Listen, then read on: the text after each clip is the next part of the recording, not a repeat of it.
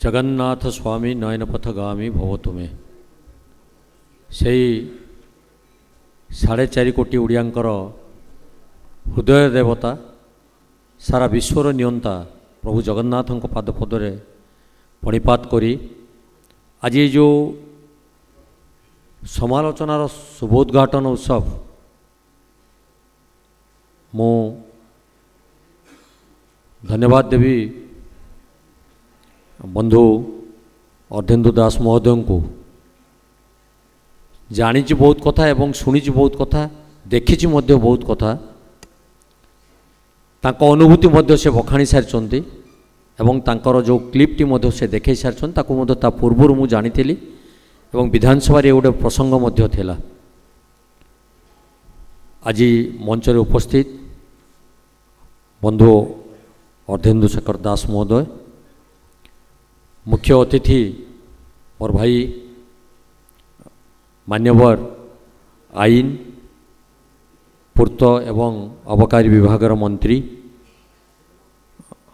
श्रीयुक्त पृथ्वीराज चंदन महोदय हरिचंदन महोदय एवं आउ जड़े मोर भाई बंधु नगर उन्नयन मंत्री कृष्णचंद्र महापात्र महोदय आम गण रे मुख्य वक्ता हिसाब रे अछंती आजतकर एडिटर भाई जयप्रकाश पांडे महोदय एवं जार एठी अग्निवर्षी भाषण चलथिला बंधु जन्मजय राय महोदय एवं मंच तले उपविष्ट समस्त ज्ञानी गुणी बहु अभिज्ञ संपन्न समस्त वरेण्य अतिथि माने पत्रकार बंधु माने समस्त को कार्यक्रम को स्वागत करने संगे संगे मु नमस्कार मध्य करुचे। बोधे मु भावुची मोर आज सौभाग्य मो कार्यक्रम रे मु जो कार्यक्रम रे भाग निये मते सेही कार्यक्रम रे योगदान करिया पई एठी निमंत्रित हेइथिला मु आसी परिबि नै संदेह थिला जाहो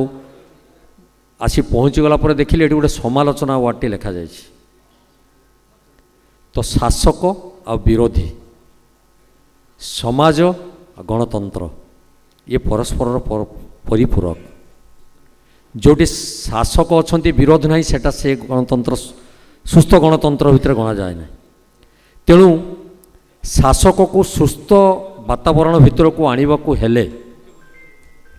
गणतंत्रर चतुर्थ स्तंभर आवश्यकता रही जोटिका संविधान अधिकार रही। गणतंत्रर चतुर्थ स्तंभ सबुबेले शासक मानंकु सचेतन करेबो एवं सेमाने कोडी त्रुटि कले ताको समालोचना तो कहजिबोनी किंतु ताको से समालोचना माध्यम रे जेतले तांको उपाख्यानटी आमे उपस्थापन करिवु सेतले से जानिबे मोर एठी गुटे त्रुटि रहला एटा मते संशोधन करबा को पड़िबो। जदि समालोचना तो को आमे अन्य आकार रे ग्रहण करिवु आमे कहिवु काहे से मते कहिला ताले सेटा होय तो समाजर क्षति ही जाय पारे। काहे मते समालोचना कला जदि ता भितर आमे तर्जमा करिबा जे मोर कोडी त्रुटि रहलाटा को संशोधन करबा को पड़िबो तेबे जाई समाज रे हित साधन पाई मु जो कर्म करछि सेटा सार्थक हबो बोली मोर मने हुए। तेणु जी आज शासक रे अछंती से आसंता काली हुए तो विरोध को जाई पारंती जी आज विरोध रे अछंती से हुए तो काली शासन को जाई पारंती। तेणु ये समस्ते समस्तक सहित परस्पर परिपूरक भितर अछंती। तेणु सेही जो कार्यक्रम पाई आज ये समालोचनार जो गोटे आज संस्करण आज उद्घाटन है ये सही प्रभुंकर इच्छा मत लगुच जो प्रभुंकर कार्यक्रम पाई जड़े लोक को बहुत कथा कष्ट सह्य करने को पड़ला एवं समाज रे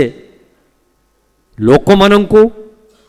उचित तथ्य प्रदान करने जो कष्ट तांको जेल पर्यंत भोगवा को पड़ी तार प्रतिदान स्वरूप आज प्रभु जगन्नाथ सदय होती एवं आज आउ गोटे संस्करणर आज पुनरुद्धार होती आउ गोटे संस्करण आज आविर्भाव होती जार नाम हूँ समालोचना। जो माने अतीतर कलिंकर गारिमा को पृष्ठा पर पृष्ठा मंडन कर चली ये समालोचना माध्यम से माने सचेतन होवार आवश्यकता बर्तमान रही जे आमको गणतंत्र जो दायित्व देइछि आमे तार सदुपयोग करने दरकार आमे तार दुरुपयोग कले आमे मध्य से स्थान को जीवा जोठी अर्धेन्दु बाबू जाइथिले एवं फेरिक आसुचंती तार उदाहरण आज गोटे पेपर बोधे प्रथम पृष्ठार मंडन से करिसंती। बेसी दिन आज्ञा अन्याय अत्याचार समाज रे चलिबो नहीं, बेसी दिन अगणतांत्रिक उपाय होता कार्यक्रम भी बर्दास्त हम ना। से जदि आम प्रकृत में प्रभु जगन्नाथ को विश्वास करुवा एवं तांको जदि हृदय रे नैथिबा निश्चित से दंड देवे। शेष आमको से जगह को जीवाक पड़ो जो जगार से अन्याय एवं अनीति विरुद्ध लड़ाई करुवा गोटे लोक को नहीं भितर पूरे दौरान। जा हो आ विशेष वक्तव्य देवी नहीं।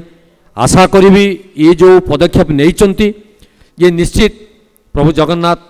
आशीर्वाद करेंगे जे ये कार्यक्रम आगो को जीव एवं ये जो पेपर माध्यम जो वार्ता जीव बा ये पत्रिका माध्यम जो वार्ता जीव सारा ओडिशा कहीं सारा भारत वर्ष कहीं सारा विश्वर लोक अनुभव करेंगे जे समालोचना गोटे एमती पत्रिका बाहरी जोटा कि गणतंत्र को सुरक्षा दवापाई एवं जो मैंने शासन रे अच्छी सचेतन करने ये वार्ता देव। मोर मन अच्छी मुझे छात्र जीवन रे अध्ययन करुँ से गोटे दुर्मुख थिला तापर पर गोटे नुआ खुंटा भी थिला। एमती विभिन्न कार्यक्रम आप देखिए सी जो टाइप तार परिभाषा को सेठी प्रकाश करा जाउतला लोक माने सेहितरु जानि परुथले जे प्रकृत रे शासक आउ जो माने गणतंत्र अच्छी तांको प्रति कौन कौन उपादेयता रहिबार आवश्यकता रही। जाओ मु धन्यवाद देवी आयोजक बंधु मान जो मैंने आनी मत छेड़ा कर विशेषकर आज जो महामान्य बरेण्य अतिथि मैंने अच्छा से मुखर बहुत कथा निश्चित कहे उपादेय कथा कहे आम मैंने निश्चित सहयोग करी ये कार्यक्रम को आज आम सब सफल कर पुणी थे आपण मानक धन्यवाद एवं कृतज्ञता दे मोर वाणी को विराम दूची। जय हिंद, नमस्कार, वंदे उत्कल जननी।